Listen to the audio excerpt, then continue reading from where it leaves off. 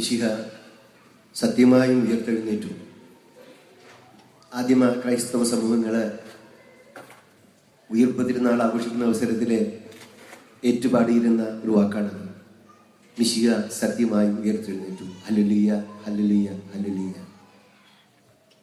ക്രൈസ്തവ വിശ്വാസ ജീവിതത്തിൻ്റെ ആണിക്കല്ലും അടിസ്ഥാനവുമാണ് നമുക്ക് വേണ്ടി മനുഷ്യനായി അവതരിക്കുകയും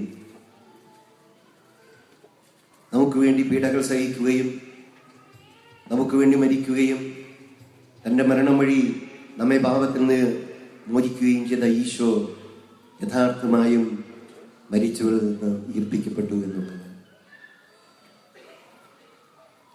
ആ വലിയ മനോഹരമായിരിക്കുന്ന വിശ്വാസ രഹസ്യത്തിലാണ് ക്രൈസ്തവ സമൂഹം നിലനിൽക്കുന്നത്. ആ വലിയ തിരുനാളാണ് നമ്മളിന്ന് ആഘോഷിക്കുന്നത്. ആഘോഷങ്ങൾ പലതുണ്ടാകും. യൂദാത്താദേവ് സുബ്നിയാളിൻ്റെ പെരുന്നാളുണ്ടാകും. അന്തോണി സുബ്നിയാളിൻ്റെ പെരുന്നാൾ അതിലേക്കും കേമമായിട്ട് ആഘോഷിക്കാം. സെബസ്ത്യാനോസ് പുണ്യാളൻ്റെ പെരുന്നാളും കേമമായിട്ട് ആഘോഷിക്കാം. പക്ഷേ ക്രൈസ്തവ വിശ്വാസത്തിലെ ഏറ്റവും വലിയ തിരുനാൾ എന്ന് പറയുന്നത് ഈശോയുടെ ഉത്ഥാനത്തിൻ്റെ തിരുനാളാണ്. അത് കഴിഞ്ഞേ വേറെ ഏതെയും തിരുനാളും ഉള്ളൂ. ഓരോ ഞായറാഴ്ചയും ഈ തിരുനാളിൻ്റെ പുനരാവർത്തനമാണ്. പക്ഷേ നമുക്കൊക്കെ പലപ്പോഴും താളപ്പിഴകൾ സംഭവിക്കുന്നു. കർത്താവിനേക്കാളും ചിലപ്പോഴൊക്കെ നമ്മൾ അന്തോണീസ് പുണ്യാളിനെയും യൂദാത്താദേവസ് പുണ്യാളിനെയും സെബാസ്റ്റ്യാനോസ് പുണ്യാളിനെയും ഗീവർഗീസ് പുണ്യാളിനെയും മറ്റു പുണ്യവാന്മാരെയൊക്കെ തേടി നമ്മൾ പോവുകയാണ്. പാളിച്ചകള്, അപാകതകള് നമ്മുടെ വിശ്വാസ ജീവിതത്തിൽ സംഭവിക്കാതിരിക്കട്ടെ. തീർച്ചയായിട്ടും ആ വിശുദ്ധന്മാരൊക്കെ വലിയ ആളുകളാണ്. പക്ഷെ അവർ വലിയവരായത് അവർ ഈശോയെ അനുഗമിച്ച് അവിടുത്തെ ശിഷ്യന്മാരായിട്ട് ജീവിക്കാൻ പരിശ്രമിച്ചു എന്നുള്ളതാണ്. ആ വിശ്വാസ ജീവിതത്തിലെ അവർ നമുക്ക് മാതൃകയാണെന്നുള്ളതാണ്. അവരെ പിൻചെല്ലാനല്ല നമ്മൾ പോകേണ്ടത്. നമ്മൾ പിൻചെല്ലേണ്ടത് ഈശോയാണ്. അതിനെ നമുക്ക് അവർ മാതൃകയാകുന്നു. അപ്പോൾ ആ വലിയ ഒരു രഹസ്യം നമ്മൾ തിരിച്ചറിയാനായിട്ട് എപ്പോഴും പരിശ്രമിക്കുക. നമ്മുടെ ക്രൈസ്തവ ജീവിതം should be concentrated on Jesus Christ. And the whole Trinitarian communion, God the Father has sent His Son because He loves us. And that Son, what did He do? He fulfilled the will of God the Father. That is the redemption of humanity. And always the Son was assisted by the Holy Spirit. He was full of the Spirit. That's the Trinitarian mystery. Father, Son, and the Spirit. And after death, this Jesus was called back by the power of the Spirit back to where He was with the Father.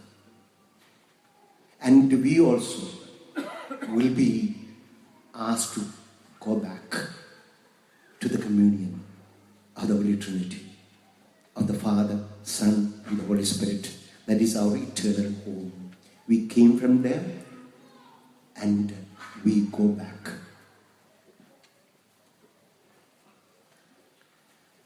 ഞാൻ ഇന്ന് വിശുദ്ധ സുവിശേഷ വായന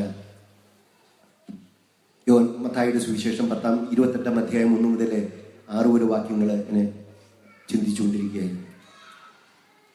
ഒരു Bible പണ്ഡിതൻ പറയുന്നത് വളരെ സവിശേഷമാണ്.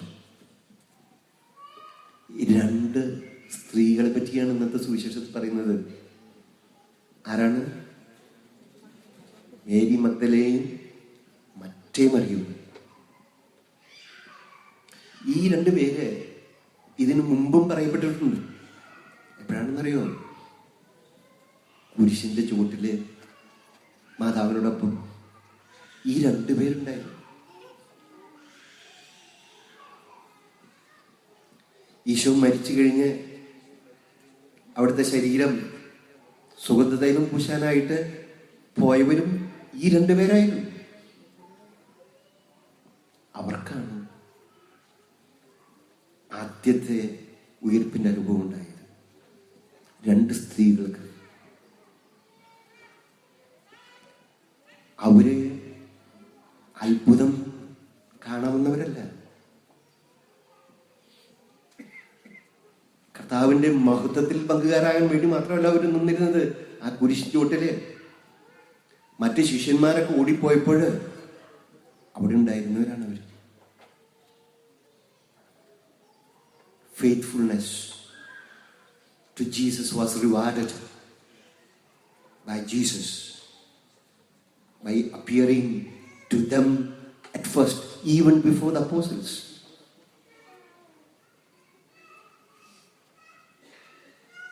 ഓർക്കുക, അതാണ് പൗലോസ് പറയുന്നത്. പാപത്തിന് മിശിഹായോടൊപ്പം മരിക്കുന്നവരാണ്, പാപത്തിന് മിശിഹായോടൊപ്പം മരിക്കുന്നവരാണ് മിശിഹായോടൊപ്പം ഉയർപ്പിക്കപ്പെടുന്നത്. അതാണ് നമ്മുടെ മാമോദീസ എന്ന് പറയുന്നത്. നമ്മുടെ സഹനത്തിലെ, നമ്മുടെ വേദനകളിൽ, നമ്മുടെ ദുഃഖങ്ങളിലെ നമ്മൾ കർത്താവിനോട് കൂടി ആയിരിക്കുമ്പോഴാണ് അവിടുത്തെ ഉയർപ്പിൻ്റെ മഹിമയിലെ പങ്കുചേരാനുള്ള അർഹതയും യോഗ്യതയും വിളിയും നമുക്ക് ലഭിക്കുക എന്ന് നമ്മൾ തിരിച്ചറിയുക. അതിന് സ്ഥാനമാനങ്ങളൊന്നുമില്ല. മാർപ്പാപ്പയോ മെത്രാപൊലീത്തയൊന്നും അല്ല പ്രധാനപ്പെട്ട കാര്യം. യേശുവിനോടുള്ള വിശ്വസ്തതയാണ്, നമ്മുടെ ജീവിതത്തിലുള്ള വിശ്വസ്തത. അതാണല്ലോ ഇവിടെയും കാണുന്നത്. പത്രോസ് ഒന്നാമനാകാം, പക്ഷെ കർത്താവ് ആദ്യം പ്രത്യക്ഷപ്പെട്ടത് തന്നോട് ഏറ്റവും വിശ്വസ്തത പുലർത്തിയ രണ്ട് സ്ത്രീകളോടാണ്. ഇതാണ് ക്രൈസ്തവ ജീവിതത്തിൻ്റെ ആ അതിമനോഹരമായിരിക്കുന്ന ലാളിത്യത്തിൻ്റെ രഹസ്യം എന്ന് പറയുന്നത്. എന്നിട്ട് ഞാൻ വായിച്ച ബൈബിൾ കൊണ്ട് ഇത് പറയുന്നത് 3 കാര്യങ്ങളാണ്. They were invited to believe. They were invited to share. And they were invited to be joyful. They were invited to believe. വിശ്വസിക്കാനായിട്ട് അവർ ക്ഷണിക്കപ്പെടുകയാണ്. നിങ്ങൾ ഈശോയാണ് തിരക്കുന്നത്, അവനിവിടെ ഇല്ല, അവൻ ഉയർത്തെഴുന്നേറ്റു.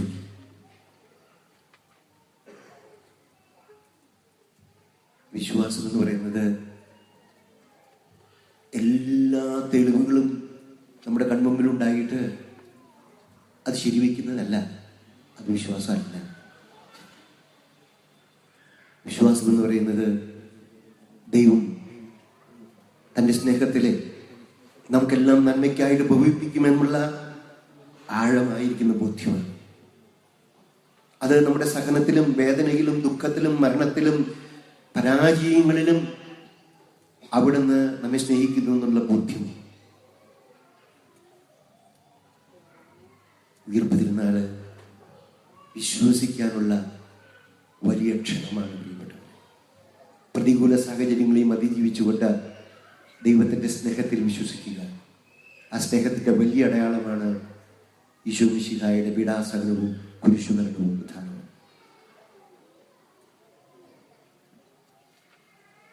നമ്മുടെ ഓരോരുത്തരുടെയും ജീവിതത്തിലെ ഒരുപാട് പ്രതികൂലമായിരിക്കുന്ന അനുഭവങ്ങൾ ഉണ്ടാകും. ഒരുപാട് പ്രതികൂലമായിട്ടുള്ള അനുഭവങ്ങൾ, ദൈവത്തെ തന്നെ പഴിക്കാനുള്ള, ദൈവത്തെ തന്നെ അവിശ്വസിക്കാനുള്ള, ദൈവത്തെ ശപിക്കാനുള്ള സാഹചര്യങ്ങൾ.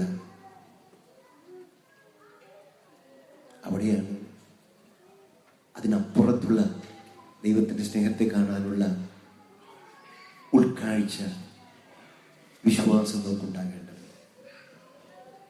രണ്ടാമതായിട്ട് they were invited to share. ഈ സ്ത്രീകളോട് പറയുന്നത് എന്താണ്? നിങ്ങൾ പോയി അപ്പസ്തലന്മാരോട് പറയുക, നിങ്ങൾ എന്നെ കണ്ടുവെന്നും ഞാൻ ഗലീലയിലേക്ക് പോകുന്നുവെന്നും അവിടെ മുമ്പേ അവരൊക്കെ ചെന്നെത്തണം നോക്കി. ഈ സ്ത്രീകളാണ്. കർത്താവ് മരിച്ചവരും ഉത്ഥാനം ചെയ്തു എന്ന വിവരം പത്രോസിനോടും മറ്റു ശിഷ്യന്മാരോടും പറയുന്നത്. പത്രോസ് കരുതി, എന്നോടല്ലേ ആദ്യം പറയേണ്ടത് കർത്താവ് തന്നെ നേരിട്ട്, ഞാനല്ലേ തിരഞ്ഞെടുക്കപ്പെട്ട ഒന്നാമൻ.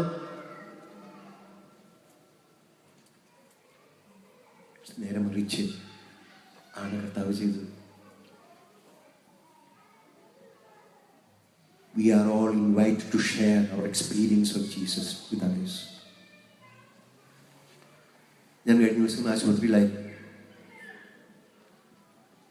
ഞാൻ കണ്ട ഏറ്റവും ലോകത്തിലെ 8ാമത്തെ അത്ഭുതം, 7 അത്ഭുതങ്ങൾ വരെ ഉണ്ടെന്ന് കേട്ടിട്ടുണ്ടല്ലേ.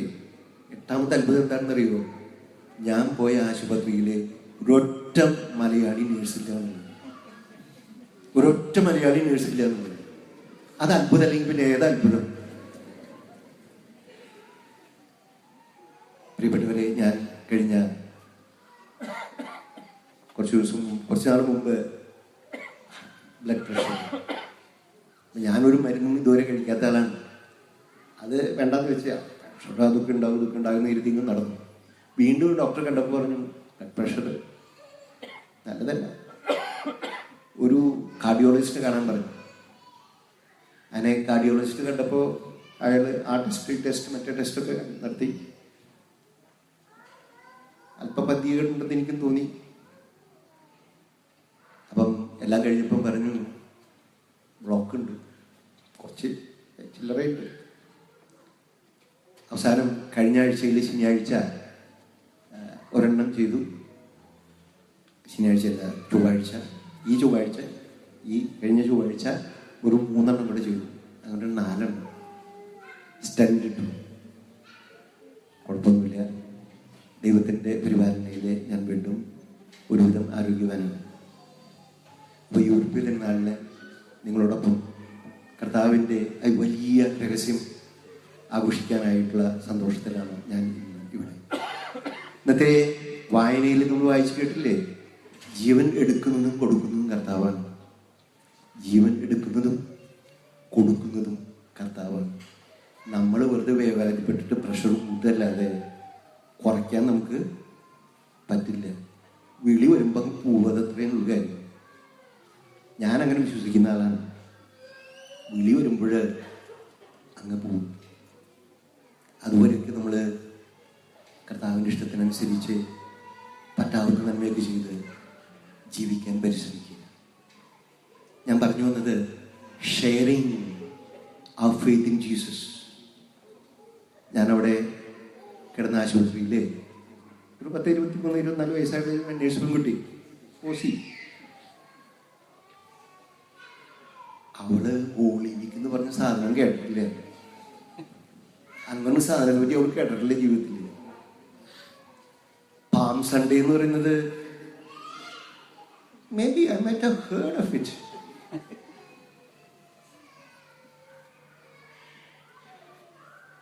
അങ്ങനെയുള്ളൊരു ലോകത്തിലാണ് നമ്മൾ ജീവിക്കുന്നതും പെരുമാറുന്നതും. We have a duty to share our faith with the people we come across. ചെറിയ രീതിയിലും വലിയ രീതിയിലും.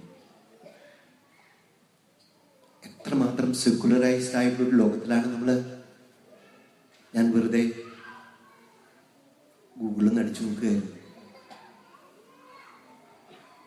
ഗുഡ് ഫ്രൈഡേ എന്ന് അടിച്ചാലേ ഓസ്ട്രേലിയയിലെ ഏറ്റവും ആദ്യത്തെ ന്യൂസായിട്ട് കൊടുത്തിരിക്കുന്നത് എന്താണെന്നറിയോ? AFLന്റെ കളി ഗുഡ് ഫ്രൈഡേ വെക്കാൻ ഏകകണ്ഠമായിട്ട് തീരുമാനിച്ചു എന്നുള്ളതാണ്. പാം സൺഡേയെ പറ്റി ഓസ്ട്രേലിയൻ TV-യിലെ ഒരു ന്യൂസ് വന്നത് എന്തുകൊണ്ടാണെന്നറിയാവോ? ഈജിപ്തിലെ അന്ന ദിവസം പള്ളിയിൽ ബോംബ് വെച്ച് 44 പേര് മരിച്ചില്ലായിരുന്നെങ്കിൽ പാം സൺഡേ എന്ന് പറഞ്ഞ സാധനത്തെ പറ്റി പോലും ഒരക്ഷരം ഓസ്ട്രേലിയൻ TV-യിൽ വരില്ല. അങ്ങനെയുള്ള അത്രമാത്രം സെക്കുലറൈസ് ആയിട്ടുള്ള ലോകത്തിലാണ് നമ്മൾ ജീവിക്കുന്നതെന്ന് തിരിച്ചറിയുക. അതുകൊണ്ട് തന്നെ നമുക്ക് വലിയൊരു ദൗത്യമുണ്ട്. നമ്മുടെ വിശ്വാസം സ്ഥാനത്തും അസ്ഥാനത്തും മറ്റുള്ളവരുമായിട്ട് പങ്കുവയ്ക്കാനായിട്ട്. അതിൻ്റെ സന്തോഷം, our faith in Jesus should make the difference in our life, and that difference the others should see. ഈ കഴിഞ്ഞ ദിവസങ്ങളിൽ അധികം ചെയ്യാതെ ഇങ്ങനെ മുറിയിലിരിക്കാൻ കുറച്ചു നേരം പ്രാർത്ഥിക്കും, കുറച്ചു നേരം ഇതൊക്കെ വായിക്കും.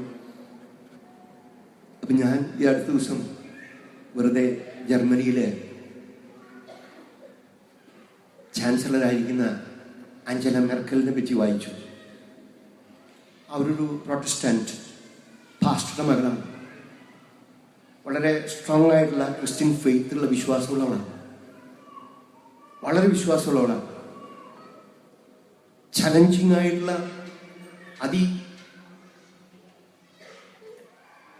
എന്താ പറയുന്നത്, ഒരു സാധാരണക്കാരനൊന്നും ചെയ്യാത്ത വലിയ ധീരതയാണ് അവർ കാണിച്ചത്. ഇത്രമാത്രം അഭയാർത്ഥികളെ ജർമ്മനിയിലേക്ക് എടുത്തത്. നമ്മളൊക്കെ പറയും വെറുതെ വയ്യാവിയിൽ. തോൽക്കുകയാണെങ്കിൽ പോലും, അടുത്ത പ്രാവശ്യത്തെ ഇലക്ഷന് തോൽക്കുകയാണെങ്കിൽ പോലും തൻ്റെ ബോധ്യത്തിൽ അവർ ചെയ്തതൊക്കെ. എന്നിട്ട് പലരും വിമർശിക്കുകയാണ്. ഒരുപാട് മുസ്ലിംസ് ജർമ്മനിയിൽ വന്നു. എന്നിട്ട് അവർ പറയുകയാണ് അതിനെപ്പറ്റി, the problem in Germany is not that there are too many Muslims. The problem in Germany is there are so few Christians. The problem in Germany is not that there are more Muslims. The problem is that there are very few Christians. എനിക്കത് വളരെ touching ആയിട്ടുള്ള തോന്നിയ ഒരു കാര്യമാണ്.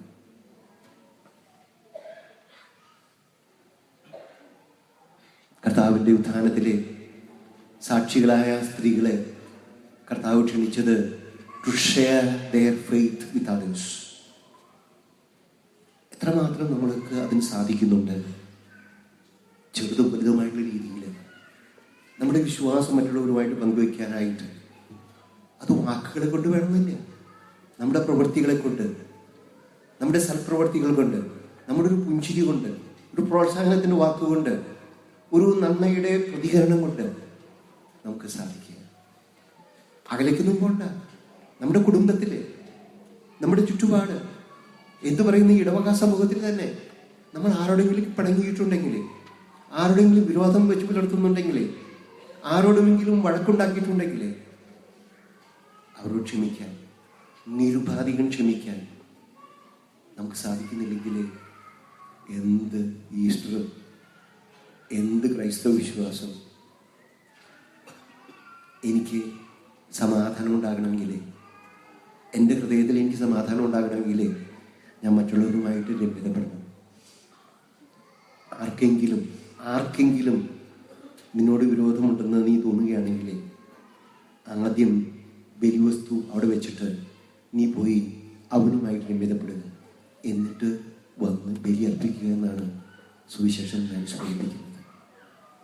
അപ്പോൾ മറ്റുള്ളവരുമായിട്ട് നമ്മുടെ വിശ്വാസം പങ്കുവയ്ക്കുക എന്ന് പറഞ്ഞാൽ വാക്കുകൊണ്ടെന്നതിനേക്കാൾ ഉപരിയായിട്ട് പ്രവൃത്തി കൊണ്ട്, ജീവിത മാതൃക കൊണ്ടായിരിക്കട്ടെ.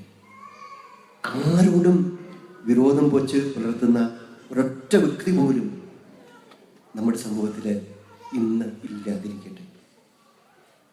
എങ്കിലേ നമ്മൾ പ്രാർത്ഥിച്ച സമാധാനം ഒരു യാഥാർത്ഥ്യമാകുകയുള്ളൂ. പ്രിയപ്പെട്ടവരെ, നമ്മുടെ ഹൃദയത്തിൽ സമാധാനമില്ലെങ്കിലേ നമ്മുടെ കുടുംബത്തിൽ സമാധാനം ഉണ്ടാകില്ല. നമ്മുടെ കുടുംബത്തിൽ സമാധാനം ഇല്ലെങ്കിലേ നമ്മുടെ സമൂഹത്തിൽ സമാധാനമില്ല. നമ്മുടെ സമൂഹത്തിൽ സമാധാനമില്ലെങ്കിലേ രാഷ്ട്രത്തിൽ സമാധാനമില്ല. നമ്മുടെ രാഷ്ട്രത്തിൽ സമാധാനമില്ലെങ്കിലേ ലോകത്തിൽ സമാധാനമില്ല. മൂന്നാമതായിട്ട്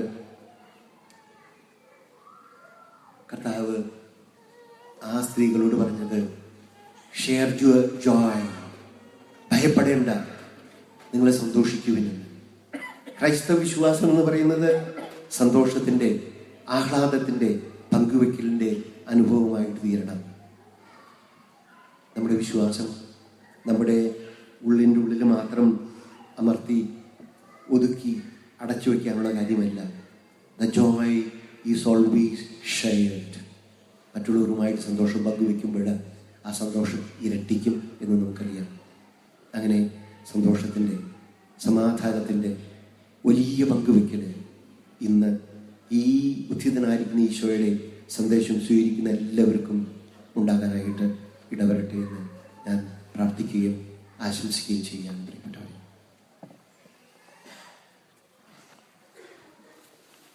നമുക്ക് അല്പനേരം നമ്മുടെ മനസ്സിലേക്ക് അനുഭവിച്ചു നോക്കാം.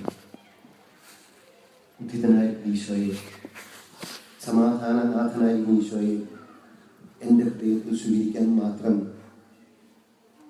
സന്തോഷത്തിൻ്റെ, സമാധാനത്തിൻ്റെ, സ്വസ്ഥതയുടെ, ക്ഷമയുടെ, പൊറുതിയുടെ, വിട്ടുവീഴ്ചയുടെ മനോഭാവം എൻ്റെ ഹൃദയത്തിലുണ്ടോ?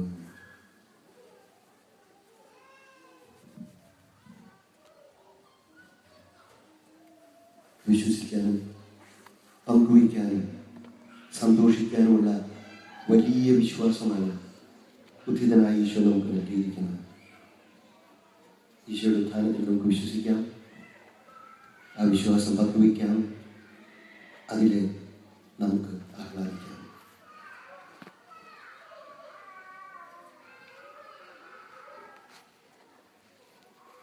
നമുക്ക് എഴുന്നേറ്റ് നിന്ന് കർമ്മ പ്രാർത്ഥനയിൽ പങ്കെടുത്ത് പ്രാർത്ഥിക്കാം.